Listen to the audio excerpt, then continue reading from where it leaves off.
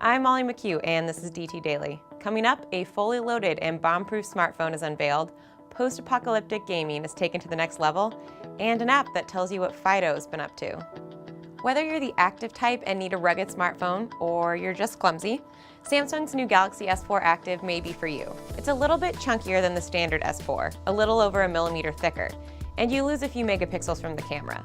But in return for those concessions, you get a smartphone with an IP67 rating. That means it's dust and water resistant. So go ahead and take it swimming and try out the underwater camera mode. But stay out of the deep end. It's only waterproof to a depth of 3 feet. The Galaxy S4 Active will be available this summer in the US. Pricing hasn't been announced yet, but it will come in gray, blue, and orange. Easily one of the best games of the year, Naughty Dog's latest release, The Last of Us, will be available June 14th.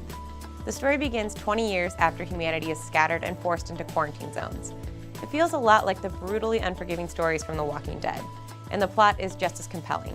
It's a mature story that will push the concept of what a video game story can be.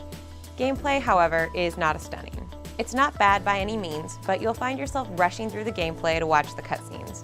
Digital Trends gaming editor Ryan Fleming gives The Last of Us a 9 out of 10, saying the writing and the story are not just good by gaming standards, but good by any standards. His full review is in the gaming section right now.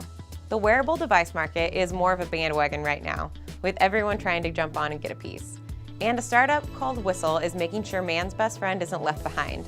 They've developed a small metal disc that clips to your dog's collar and tracks their activity level. It measures movement with an accelerometer and transmits the data to an iPhone app. There, the owner can track how active, or how lazy, the dog has been over a period of time.